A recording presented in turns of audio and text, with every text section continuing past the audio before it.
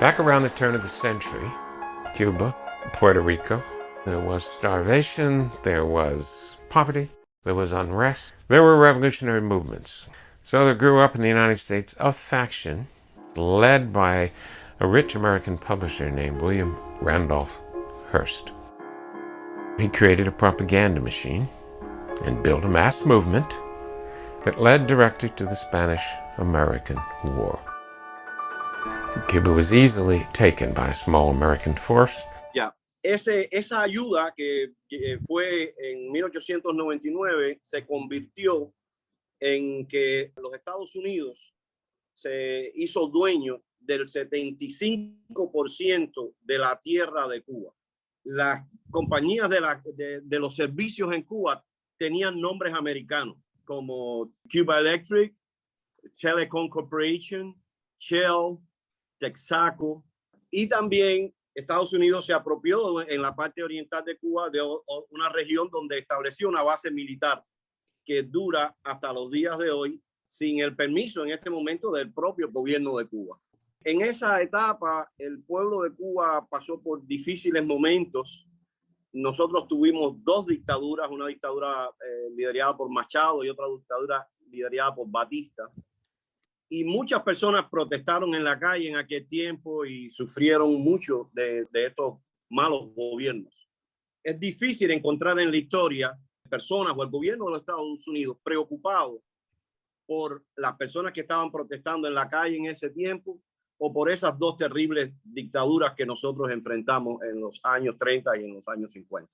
Y la razón que yo encuentro para eso es porque los intereses americanos estaban seguros. No había una razón para preocuparse. En 1959, cuando el proyecto revolucionario toma lugar en Cuba y reclama la tierra y reclama los servicios para el pueblo cubano, los Estados Unidos, por supuesto, reaccionó a eso y esto nos ha traído los últimos 60 años de relación entre Cuba y Estados Unidos. En estos años hemos tenido mucha ayuda también. Por ejemplo, la invasión de Bahía de Cochinos en 1961, la declaración del embargo en 1962, prohibir que los americanos vayan a Cuba en 1963, la organización de una infinidad de actos terroristas desde el territorio americano para impactar facilidades en Cuba, como por ejemplo la voladura de un avión civil con más de 70 personas en vuelo en 1976. Ahora tenemos un nuevo escenario donde de nuevo Estados Unidos quiere ayudar al pueblo de Cuba en este escenario de pandemia. Las personas en Cuba están sufriendo por la electricidad, por la escasez de alimentos, por la escasez de medicina. Y la ayuda que le vamos a dar desde los Estados Unidos ahora va a ser que le vamos a mandar internet. El pueblo de Cuba tiene que resolver sus problemas internamente, que la internet no es esencial para que ellos puedan resolver sus problemas internamente. Pero nosotros vamos a mandar internet para Cuba. Porque en la realidad lo que nosotros queremos en Cuba es poner un proceso social diferente. Y para eso la internet es esencial. Voy a cerrar con esta frase. Le agradecemos mucho a los Estados Unidos la ayuda desde 1899 hasta el día de hoy, pero ya nosotros somos niños grandes, ya nosotros crecimos. Por favor, no nos ayuden más y déjenos tratar de hacer nuestro propio destino y tener nuestra independencia y nuestra soberanía. Gracias. I don't think I have to argue to this group about ending the embargo necessarily. So I'd like to just talk about some of my experiences, both as a Cuban-American working class kid and my travels to Cuba and my studies on Cuban history, and just sort of mix all that up. The first thing I'd like to say, I just watched Mirella's film right before this forum, and I'm very, very, very impressed with the totality of the voices that were included there. They are new voices and voices that I have never heard before, and who speak really beautifully about the whole dynamic of Cuba today, including the artists. We really do need to hear that whole spectrum of voices from Cuba, and less voice from Miami Cubans who have had the loudest voice, who have had more influence on US politics than any other immigrant group that I know of, and who sometimes even determine our political outcomes in our country. So we need to raise our voices to counter that message. I grew up in a town that supported the Cuban Revolution in 59 and 60, etc. My parents traveled to Cuba in 1960 because, like many people in Tampa, who grew up with notions of socialism is okay, because they were kind of socialist themselves. So they didn't have that negative experience or trauma. And so my parents went to see the revolution in Cuba in 1960.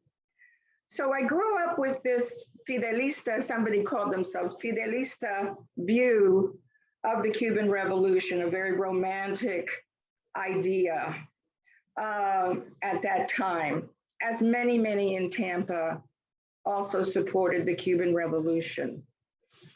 However, soon after the Batista army dissolved and went into exile or whatever, they landed in Tampa. And there was quite a struggle between what I call the historic Cubans, who were cigar makers, radical union organizers, socialists in many cases, and that history, along with this new Cuban community that was anti-communist. And they gained a lot of support from the United States for being anti-communist. They were given the Cuban Refugee Assistance Program. I'll give you a little example. When I was going to USF in the late 60s, probably 68, I got in line to pay my tuition. And then next to me was a line of students who were getting a scholarship, the Cuban Refugee Scholarship. I thought, we've been here 100 years and I ain't getting no scholarship. So what is this about? Why this reward and putting forth these Cuban anti-communists as this, as this great community that needs so much help? So frankly, I resented it. I have tried to be a voice after 50 years of silence, because the Batista exile community was very good at threatening and silencing anyone who spoke about Cuba in any form. You could not say the word Fidel Castro. I mean, that was, that's killer. So really it was 50 years of silence in our own community. And then I went to Cuba in 1992 because I had these wonderful memories, my grandparents' memories of Cuba, the greenest place in the world. So I started traveling to Cuba and got more familiar with the place, the people, my family that I recovered. And so I've been an activist on this issue for quite some time. Let me briefly, Maura and I were born in the same town, so I was born and raised in Ybor City in the Latin community. My last name is Fox. My father was Italian. My mother's family was from Zaragoza, Spain, and my mother was born in Cuba, which is what got me interested in this project. I had a great career in Washington, D.C. I loved every minute of it. And as my mother's 80th birthday approached, I just had this idea out of nowhere to go visit the country in which he was born. And this was in 1999. And the only thing I'm embarrassed to admit that I knew about United States-Cuba policy in 1999 is that Fidel Castro was 35 feet tall, has horns, breathes fire, and kills 10-year-old little girls. And that was okay. It was a complicated, long story when I was told that I couldn't go to Cuba. And I found that just absurd and ridiculous that I could go as an American to any country in the world, but I couldn't go to Cuba. From there, the Italian in me and the Spanish in me and the Cuban in me became very bullheaded, and I was determined to go to Cuba. I finally went, formed this organization. I've had the pleasure, the honor to take a lot of prominent people that have made a difference, like Senator Jeff Flake and Congressman Tanner. I'm one of the people that negotiated with Fidel Castro and Reverend Joan Brown Campbell to allow little Lilian Gonzalez's father to be represented by an American lawyer. So I participated in 9 meetings with Fidel Castro, and I don't support the government of Cuba. Government of Cuba has got a lot of problems. What I do support is America's right to travel to Cuba. If you don't want to go to Cuba, don't go. I do defend and support Cuba's healthcare system, Cuba's education system. Cuba is the most literate society in the Western Hemisphere. As a result of those things, the US government investigated me for 9 years, as they investigated them as well. I was threatened repeatedly by OFAC fines of $1 million, and it's all designed to intimidate. And that's it. After 9 years of all my bank records, threatening letters, they found absolutely nothing. Absolutely nothing. And so people like Maura and Vicente, myself and others, we're just not intimidated. And we believe in the rights for Americans to travel to Cuba. And so, as I said, I've been there now maybe over 100 times. I had fascinating experiences. And I just think that our great country is just flat wrong. And particularly today, I think it is beyond immoral what the United States is doing to Cuba. And I don't want anyone to believe for a minute that this so-called spontaneous uprising that took place on July the 11th in Cuba was just that. This was orchestrated by the USAID, by the CIA, and by the crazy Cuban fascists in Miami. Don't let anybody kid you. I mean, weeks before the so-called uprising, the USAID gave some of these crazy groups $2 million in Miami. And Maura, your experience for scholarship, I mean, it's simple. The rich Batistites came here in 1959 and immediately started giving money to American politicians to write special laws for them. And I know this game cold because I did it for 40 years. And the Venezuelan elite are taking a page book right out of the Cuban Revolution of 1959. The rich Venezuelans have come to Miami, and they're now giving money to politicians. I'll leave with this final thought that the issue with Cuba and the issue of Venezuela, it's not a Republican versus Democratic, vice versa. Both parties are in it to their eyeballs. I mean, there is no difference between Nancy Pelosi's support being against the Maduro government in Venezuela than Senator Graham from South Carolina. My name's Josh Weil. I'm a progressive Democrat running for U.S. Senate. One of the great things about Mirella's film, to me, was the way that it really showed the difference between Cubans and Cuban-Americans. And this isn't to say that Cuban-Americans aren't Cubans, but as explicitly stated in the film, the revolution had winners and losers. The losers were not happy about it. Even though the revolution has been over for nearly 70 years, the natural growth and development that should have followed has been severely retarded by the embargoes placed upon Cuba, which, in my opinion, are abject violations of their sovereignty. The Cuban Revolution was a true communist revolution. The government seized control of the means of production and redistributed land and wealth among the people. There were people who received land and wealth. They were happy about this. There were people who had land and wealth seized. They were not happy about this. It is primarily from that latter group who would flee and become the base of our Cuban-American population here in Florida. They are vocally unhappy with the existence of communist Cuba. That's fine. But the embargo on Cuba serves not much more than to feed a decades-old resentment. It does nothing to actually help either of these groups of people move forward. And it only serves to punish the Cuban people who were left behind, many of whom today, at this point, have never experienced life without the embargo. My platform is built first and foremost on human rights. I'm a human rights candidate, and as such, any violations are a priority needing to be addressed. There is no such thing as a small violation of someone's human rights. Sadly, the United States of America is one of the greatest violators of human rights in the world today, both at home and abroad. It is one thing when we debate how much money we should be spending to improve people's lives in our own country. It is another that we willingly spend money to make others' lives worse around the world. All of these violations of other people's rights and of other nations' sovereignty must end. Of this, there is no question. And for this reason, among others, I am running for US Senate. I have two main reasons why the United States government should lift sanctions against Cuba.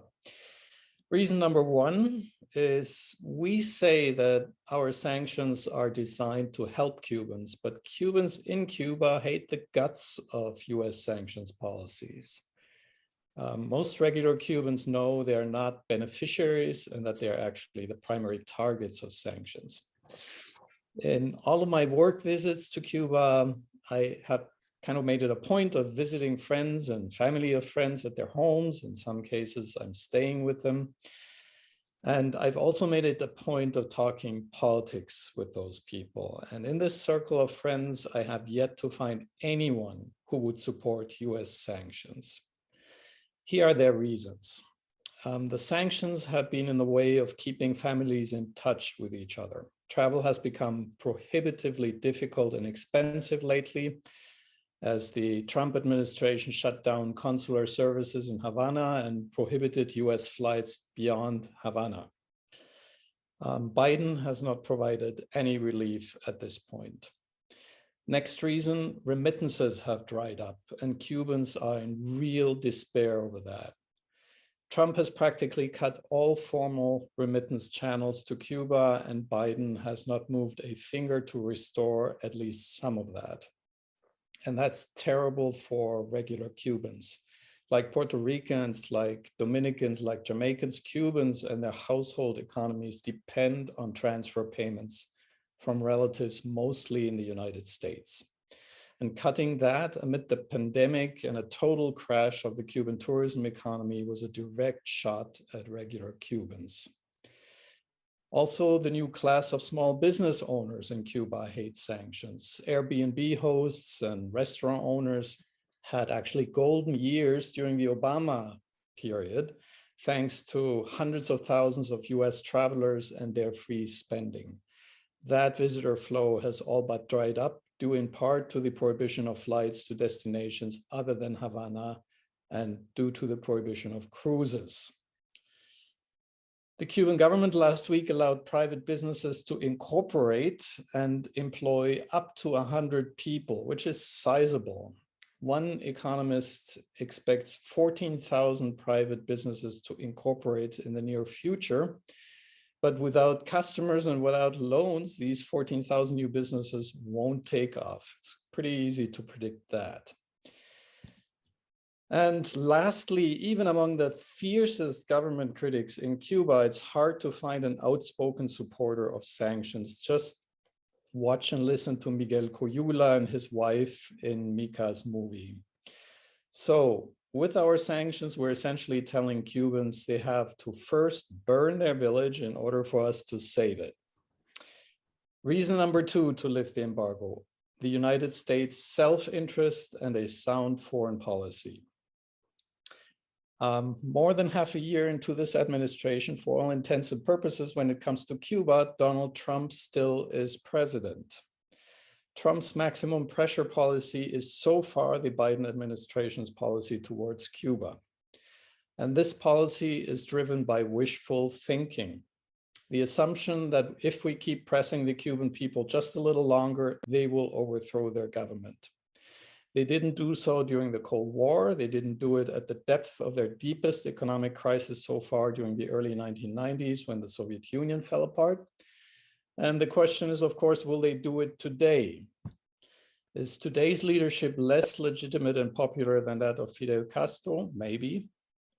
Is it more repressive than Fidel Castro's? Definitely not.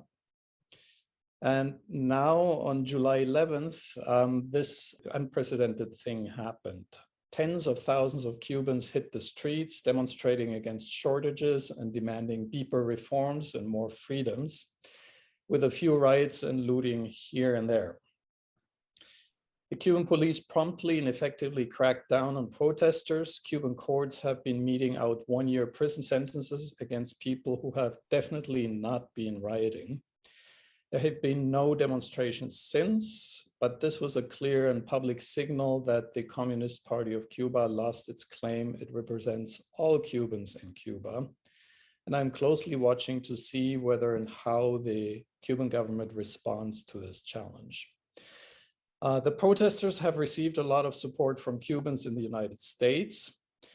You've seen the demonstrations in Miami, you've seen them in Tampa, even here in small Sarasota, and that's fine. Their demands for US intervention are a different story. And an altogether different story is the current administration's pandering. So far, Joe Biden's advisors know that the likelihood of a radical regime change scenario in Cuba is near nil. If we continue with sanctions, there's near total certainty that Cuba will be sliding deeper into economic crisis. And that in turn raises the likelihood of a potential stalemate like that in Venezuela, where it's masses against masses. So Democrats may or may not win Florida in 2022, thanks to hardline Cuba policies from the Biden administration. But we also may end up with another Venezuelan mess at our doorsteps, which Democrats could then be blamed for in 2024 and in 2028 and beyond. So I strongly believe we're much better off with a Cuba that is at least modestly prosperous, no matter what form of government. When it comes to self-interest in Cuba, we have been shooting our foot most of the time since the fall of the Soviet Union. Our policies have been determined by domestic politicking and pandering, and particularly here in Florida. There was one exception, the last 3 years of the second Obama term. Regular Cubans did see benefits of normalization. There was relative prosperity, more space for private initiative, and there was an atmosphere of relative tolerance and more open debate. Let's try to help Cuba prosper again. We do have 4 questions already coming in. The first question is, why are the Miami area Cubans enamored with Trump? Is there hope to move their thoughts? You know, it's really a good question because I have never understood why Cubans in Miami are Republicans. First off, I mean, Kennedy sent the airplanes to pick them up, the freedom flights. Kennedy established the Cuban Refugee Assistance Program that helped them adjust to the United States. So there is this commitment to the Republican Party. There is a commitment to anti-communism, which is sort of sometimes kind of a fascist attitude. And I think that Trump represents that, the caudillo, the strong man. I don't know what the Republican Party has done that's positive for the Cuban-American community in Miami. That would be my question to them. And is there any hope? No. The real, excuse my vulgarity, the real son of a bitch here is a man named Dick Bissell. Google him. Dick Bissell was the deputy director of the CIA at Eisenhower. Blue blood family, Philadelphia, enormously wealthy, huge anti-communist. And he went to Eisenhower and he said we, the CIA, had just overthrown the government of Honduras. In those days, the world was a big place, and so a lot of people didn't know that. And he went to Eisenhower and he said, I want to do this, I want to do that, and the other thing. President Eisenhower told him, if you want a little covert money, okay, to try to overthrow this government in Cuba, okay, but I'm not going to send one American soldier. Do you understand that? Great, that a deal. Eisenhower's term is up. John Kennedy is elected president of the United States. Dick Bissell goes to John Kennedy and makes his plea. John Kennedy said, I really have no idea what you're talking about. I'm going to call President Eisenhower and ask him. He called President Eisenhower. Eisenhower told him, this is what I told Dick. Same thing. John Kennedy tells Dick Bissell, my position is exactly like President Eisenhower. Dick Bissell then went, and these people, brave 1,200 men that were in the invasion of the Bay of Pigs, and he lied to them. He told them that you hit the beach, the people will rise up, join your cause, but if they don't, we'll send you the Marines right behind you and back you up. And when Dick Bissell said that to those people, he knew it was a bold-faced lie. And there's now a lot of declassified documents now from that period showing that our intelligence showed that the Cuban people would not rise up. That Fidel Castro was extremely popular. And y'all can look it up, and they actually have a couple of sentences that say the way to get rid of Fidel Castro is to, quote, starve the people of Cuba. This is 1959. Everybody knows the invasion took place. Immediately within hours, they were being defeated. Dick Bissell plan all the time was, knowing they were going to be defeated, that he would run to President Kennedy and say, Mr. President, the people that are getting beaten, we've got to send something now and back them up. And President Kennedy said, no, that was not the deal. Why a lot of people in Miami are Republicans is because the Republicans then blamed the Bay of Pigs failure on President Kennedy not maintaining his commitment that he made, of which he never made. Okay? If he did anything, he made a mistake by freeing all of those 1,200 or so Bay of Pigs prisoners and bringing them to the Orange Bowl. And what do we do with them? Lawyer Stefan's father was one of them, and others. Well, we put them in the FBI and the CIA and in the military.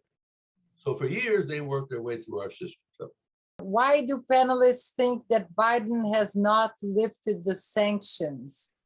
On December the 4th of last year, I took out a full-page ad in La Gaceta warning our fellow Democrats that don't get too excited about this euphoria that Biden won and that tomorrow afternoon he's going to turn us back to the days of Barack Obama. And I was excoriated. Oh, you're being a disloyal Democrat. And this is what it said. Dear Mr. President-elect Joe Biden, Secretary of State Designate Tony Blinken, in the spirit of Jose Marti, Barack Obama, and the American people, please rescind immediately Donald Trump's executive orders regarding his disastrous U.S.-Cuba foreign policy. This can be done in the first few days of your historic administration in 15 minutes. President Trump's policy toward the people of Cuba are immoral and un-American. And I was criticized by our team. I know this game cold. I know the people around Biden. And we had to be involved during the transition team. The people around Joe Biden are very similar to the people around Barack Obama. But Barack Obama wanted to do this on his own. On the day that Barack Obama announced his great policies towards weakening and loosening the blockade towards Cuba, on the evening before, he flew back from California on Air Force One with Senator Bob Menendez. What's the relevance of that? On the next morning, when Barack Obama announced his policy, Bob Menendez went ballistic. Ballistic. He said, I was with the president just yesterday evening. We flew back from California. Barack Obama never mentioned this to Bob Menendez nor to any other Cubans in Miami because he knew they would kill the deal. The first place we run when anybody's got an idea is down in Miami, to a size restaurant, and say, hey, what about this, what about that? And they kill the deal. So our party needs to stand strong. We need to be critical of President Biden. President Biden, in 1 minute, all he has to do is pick up a pen, get a piece of paper, and write these words down. Effective immediately by this executive order, I am rescinding all Donald Trump's executive orders regarding Cuba, period, and it's done. So it begs the question. You know, I was told in January, oh, you got to be patient. He's got a lot of things on his mind. He's busy. February, he's got China, he's got this and the other. I'm only asking for 1 minute. He's not going to do it. And now he's created a big problem for himself. And so we have to be careful when we criticize the Jeb Bushes of the world, that the criticism lies at our feet. And from my days working in the United States Senate, there was a great senator from Louisiana, Russell Long, and he always used to say, protect me from my friends because I know how to handle my enemies. And this is the problem. It is our friends. Nancy Pelosi and Chuck Schumer can call up a bill to repeal the Helms-Burton bill tomorrow. They have that power. They don't need no committee hearing. They don't need a consensus. They don't need, they can just call it up on a vote. And if Schumer called up that for a vote and it took place, the vote to repeal Helms-Burton and the blockade would get about 88, 89, 91, maybe 92 votes in favor of repealing the blockade. And in the House of Representatives, it would get somewhere between 380, 375. So it begs the question, why don't they do it? Because they're bought off like the rest of these people that maintain this insane, stupid policy. What can be done to change the outlook of the Florida Democratic Party about this? Unfortunately, Chair Manny Diaz has historically and currently been a big influence in pushing against the Cuban government. Yep. So some of this goes to, can the Cubans, be turned around on this? No. Not by 2022. This is the type of thing, this is the type of issue that is going to require years. I mean, even if Biden was to come out and make an executive order tomorrow and lift all sanctions and end the embargo and open travel and everything, it's not going to suddenly make the Cuban-Americans and Florida Democrats. Isn't going to change all of that. We have 20 years of the Democratic Party in this state playing checkers while the Republican Party was playing chess. We have 20 years of them deciding to punt on races in red counties that they didn't think were good investments of their resources in order to focus on big races they thought they could win. As if the Republican Party would not notice this and also save on their resources in those counties, take the wins, and still be able to challenge them dollar for dollar in the big races. There's a reason why this state has more registered Democrats than Republicans, but has lost every closely contested statewide race since 1994. It comes down to our statewide organization. And right now, that's Manny Diaz. And Manny Diaz has taken it upon himself to set the platform. And he has firmly stated and states it with authority that all Democrats in Florida support this embargo. And all of us here know he's wrong, but he's at the microphone. And depending on who wins this primary in 363 days is going to impact how we can change this tune in this cycle, what we can change our platform and the type of dialogue we can have for people this cycle. Because, Albert and myself are both running. And if one of us wins on August 23rd, we get to stand up there and we can take Manny Diaz by the hand and raise his hand in the air, and we can proclaim that the platform for this candidacy in this race is ending the sanctions in Cuba. And there ain't a damn thing he can do about it at that point. He's got his candidate. And if that candidate wins, that candidate is going to follow his platform. If we want it to be different, we have to elect someone else. We have to nominate someone else. That's why we have a primary process. The primary is a forum of ideas where we get those ideas out to the people so they can choose for themselves what they want the platform to be, reflected on those ideas presented to them in the primary process. We just have to get out to the people. They have the money, but we can get out there. Long term, win or lose this year, it's going to take a lot of investment. I mean, at this point now, within the last 12 months, we have seen one of the last major Spanish broadcasters in South Florida bought out by a conservative conglomerate. Nearly all of Spanish media in South Florida is owned by conservative sources, right? Which means that even if the news articles are the same, which most of the time they are coming off of the wire, the headlines, which is what the majority of people read, slant them in one perspective or the other. You know, we get fair prices to purchase ads in there, but they're controlling the narrative. You know, on radio, they're controlling the narrative the other 42 minutes of the hour. You know, we get 1 minute an hour on an ad. They get 42 minutes for their news. We've got to do better in terms of getting into media, getting voices, having surrogates. Honestly, the Republicans in this state have done a much better job of getting popular Spanish-speaking surrogates as well. I think it was incredibly impressive that Joe Biden this might seem like a trivial thing, but that Joe Biden was able to get Bad Bunny making robocalls, who is a very popular young Hispanic music star, making robocalls for him, where people were getting messages on their phone from Bad Bunny in Spanish telling them to vote for Biden, was a big deal. Because search Rick Scott and Pitbull online, and there's a million pictures. Historically, Republicans in this state have had the type of Spanish-speaking, Spanish-language surrogates to go out and speak to the young Spanish community and to go in there, and Democrats have not. In statewide races, we have practically punted.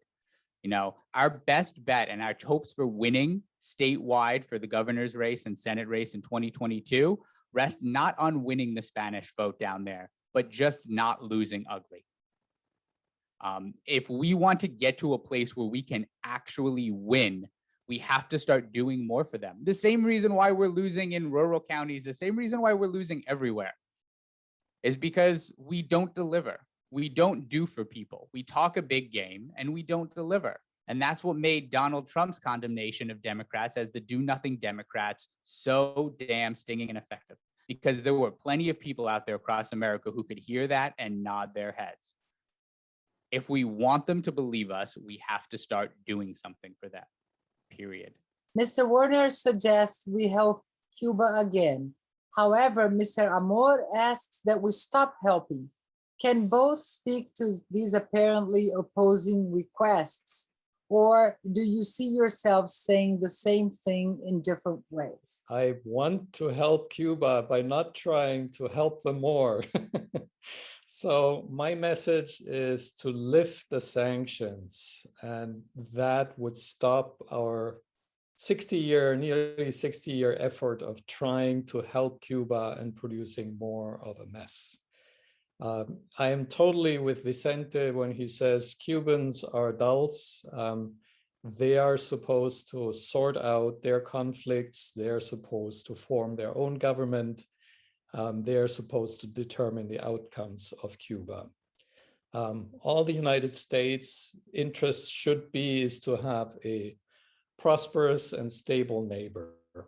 That is the main point I want to drive home here. This is for Josh Weil. The question says, do you really think that you can make progressive change within a party that is fundamentally supportive of the capitalist imperialist status quo? Absolutely. The one thing that we've seen is progressive policies are popular. They're not popular. And when I talk about Republicans, I always try to be very careful, especially in our state, that there's a very, very large difference between Republican legislators and Republican voters. When progressive policies like legalization of marijuana, voter reenfranchisement, and an increased minimum wage went to our state legislature, they were unanimously rejected by Republican legislators.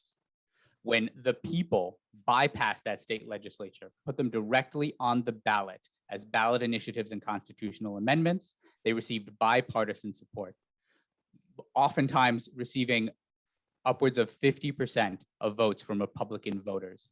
Republican voters in the state of Florida, this is a state where we've had Republican leadership for 23 years in the governor's mansion. They need progressive policies out in Citrus County and Taylor County and Dixie County far more than we need them here in Orange County, or you even need them in Sarasota County. Progressive policies help everyone, but they help those people more. And they know that they need help. They might not like Democrats, but they support progressive policies. And it's about voter education.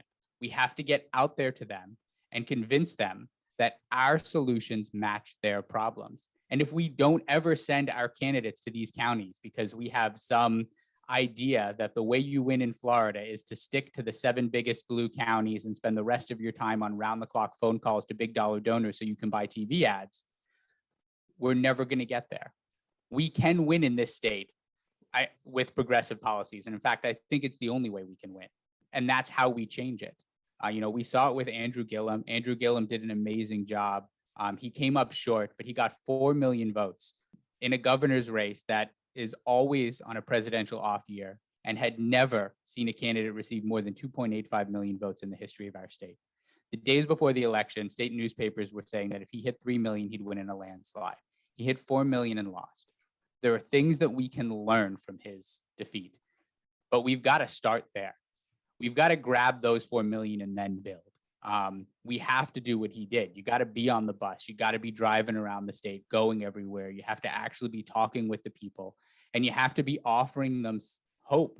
You can't be promising them to go back, to the pre-DeSantis times, because those were the Rick Scott times. Like, you want to call them the Obama times. People in Florida know they were the Rick Scott times. They weren't the best for everyone either. So yeah, I think victory is the only way you do it. And I don't think you can win in this state without progressive policies. The Cuban-American lobbies, such as Florida-based Cuban expats and sugar barons, Fanjul brothers, inject very large sums of money to both Democratic and Republican parties.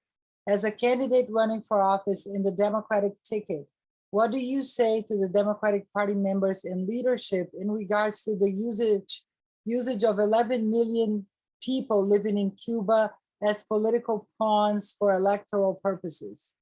My view, and I've been a progressive longer perhaps than anyone on this program, and my view on Cuba is very simple.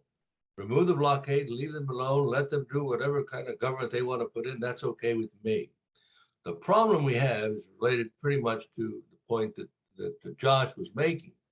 And that is that even as progressives, we don't speak with one voice. We don't flex the muscle that we have collectively. We go off in little cabals and little groups, and we have our own personality differences, where the other side, they speak with one voice. They stay focused. And I was one of the biggest cheerleaders against Manny Diaz being elected. I supported Jan Townsend. I raised money for her. And I told everybody that Manny Diaz, first and foremost, is going to be the chairman of the fascist extremist Cuban-Americans, and second, he'll be chairman of the Democratic Party.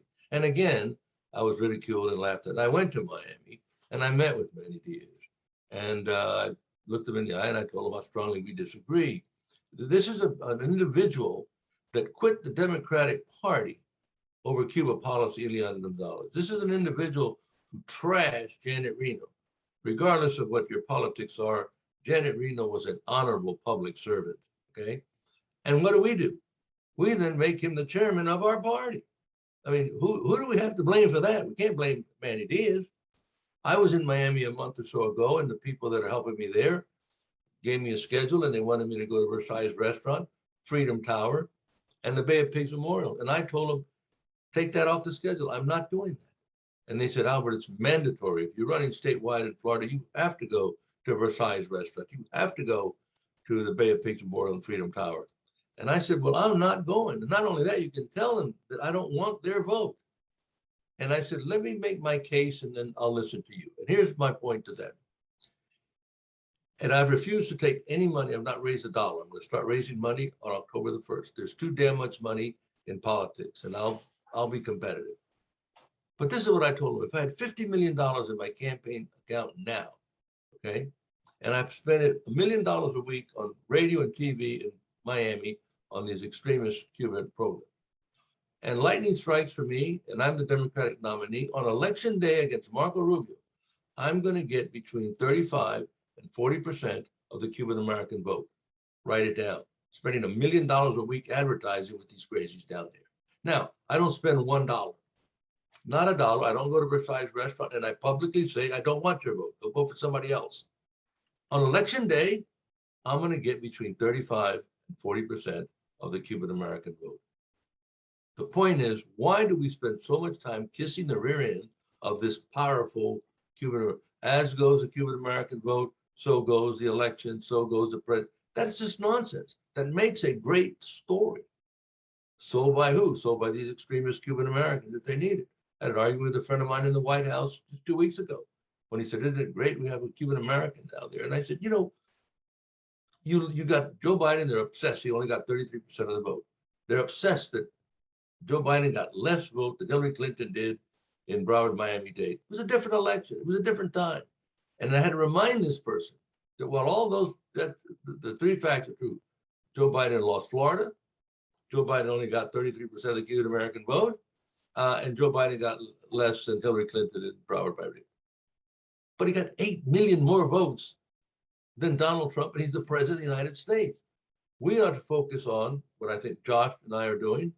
I want the Puerto Rican vote. I want to get a majority of the Puerto Rican vote, the El Salvador vote, the Nicaraguan vote, the Colombian vote. That's the future of the Democratic Party. Forget this Cuban-American vote. Because while we're beating up on Donald Trump, we need to beat up on Debbie Wasserman Schultz. Donna Shalala would still be a member of Congress had she not been half pregnant on this issue, okay? Manny Diaz, the chairman of our party, held a fundraiser for the person that was running against Donna Shalala. Now, where is the logic that we turn around and then fire it in? I just, you know, it is just mind-boggling. And as progressive, we need to just stand together, but I mean progressive across the state. I participated with the founder of Earth Day in 1970. Okay, I've been for the Green New Deal before it was the Green New Deal, okay? And no state does that matter more to than Florida.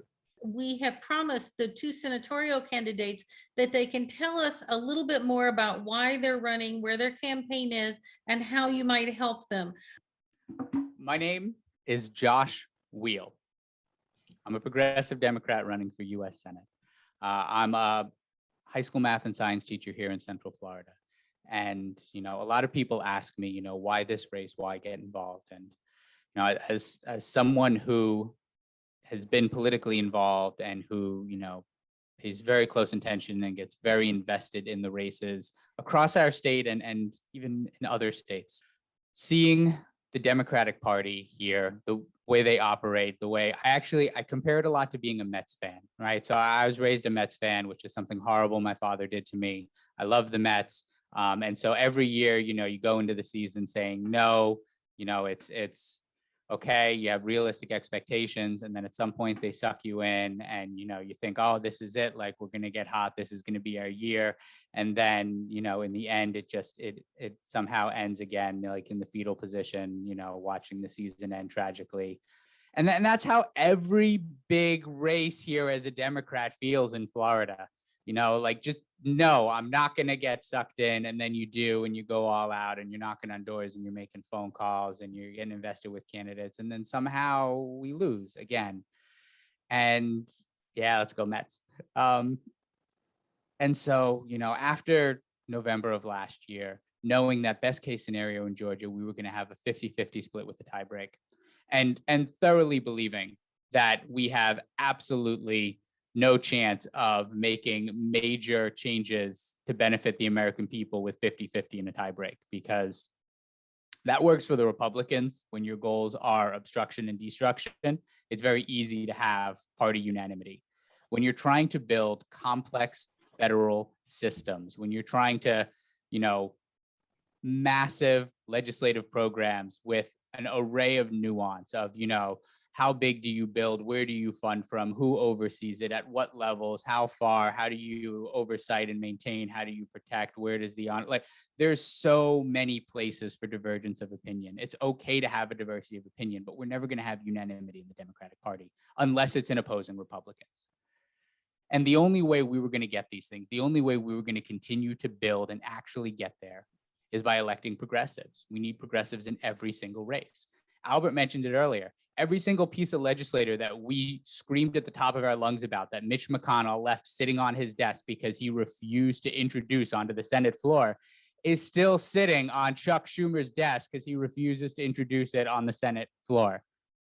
Right? Like, We need progressives. We need people who honestly and earnestly are there to build systems that will help the American people. We have every resource we need in this country to abolish homelessness. We have no shortage of roofs or houses. We have no shortage of money. We spent $9.8 trillion last year. To put that in perspective, the second highest in the world was China at 5.38 trillion. Third highest was the UK at 2.8. We spent more than 3 times every country in the world except one, and almost double that country. And yet we don't have things other countries provide for their citizens. We don't have free access to education or healthcare. We have massive problems with incarceration, with crime and drug use, and drug addiction and homelessness. We have huge unemployment rates. We do not do for our citizens. And the only resource we lack are 51 people in the US Senate to vote yes. As someone in Florida who thoroughly believes that progressive policies can win here, and having zero faith that the state Democratic Party would back a progressive candidate and put them in that spot to win, I could either sit back and watch the train wreck happen again, or I could get involved and start getting in my car and driving around the state and go county to county. Been everywhere from Pensacola to Miami this year. I was in Sarasota a couple months ago, saw a bunch of you, and actually talk to people. Do it the way it needs to be done. Build a platform based on the needs of the people, which you can only find out by going out there and talking to them. And I have every belief that we can win this. I have 363 days to continue getting out to people. Everywhere we go, the response is phenomenal. And we're going to do it. We're going to keep going out and talking to people. And by the end of this, we're going to have enough people who know that change is possible and that we can win in Florida to win the nomination on August 23rd of next year. If you'd like to learn more about our campaign, please go online to joshweil.org. That's joshweil.org as well. So thank you so much for having me. It was a pleasure. Thank you for making this film, Mirella. I rely on perspective and information like this in order to help me make this happen. So thank you so much. And first, I spent about 3 hours with Josh at a restaurant in Washington, D.C. a couple of weeks ago. I wish him the best. I think he's an amazing young candidate with a tremendous future. I just think that this vote in time, because of my experience, I'm more qualified. But if I don't make it, I'm going to support Josh. That goes against all the conventional wisdom of politics. You should never mention your opponent's name. But I'm not a conventional candidate. I've not been that way all my life. I'm not rich. I'm not poor. I do what I want, when I want. I've had an amazing experience. I worked right on the Senate floor, and if lightning strikes for me and I win this thing, Chuck Schumer is not going to be too happy with me, because one of the first things I worked for a majority leader, and Mike Mansfield, and I don't ever remember Mike Mansfield's staff saying, fellas, gals, the leader is going to be out of town for the next 4 or 5 days because he's out campaigning in California to raise money. The job of the majority leader is to make sure that the trains run on time. It is not to raise money. It's no accident that the Senate has picked a senator from New York, a very rich state. It's no accident that Nancy Pelosi is the Speaker of the House. She's from California. Nancy Pelosi should not have been elected Speaker this last go round. She lost many seats under her watch. She should have been replaced. Okay, I decided to do this. Said I'm retired. I received no salary from the Alliance for Responsible Field Policy. Cuba has become my passion, my hobby. I've seen maybe 50 or more of these kinds of documentaries that Mika made. Hers is without question the best. She didn't reach out to me. I saw the film and reached out to her. I think I have as good a feel as anyone of what's going on in Cuba. The events in January, when our capital was breached, was very personal for me. Not only because I worked there, but one of the policeman, Howie Liebengood, who committed suicide, I had known since he was 10 years old. That whole thing was very personal for me. And to this day, the American people don't understand what happened that day, nor what could have happened that day had those loony crazies assassinated Nancy Pelosi or Mike Pence. That's how the Civil War actually started, right in the Senate chamber. So I feel I'm an authority and knowledge of the Senate. I feel I'm on the right side of all of these issues, the LBG community. I'm no Johnny-come-lately. I've had these views since I was 15 years old. I'm now learning a lot more about our transgender children. I carry a button that says we got to protect our transgender children. I most probably agree 100% with most of the progressive issues. Some progressives are not going to like my views on the Second Amendment. I get it. But I think I'm going slowly. I'm like the tortoise and the hare. I move slowly every day. I have intentionally not raised any money. I sent out a communique to about 1,500 people just yesterday, and it starts off by saying this is not a request for money. And I make my case again. I'm going to start my fundraising and put up everything on October 1, and I welcome the debate. I'll predict right now, Val Demings will never beat Marco Rubio. She's got no chance of beating, zero. Yet she has already been anointed by our party.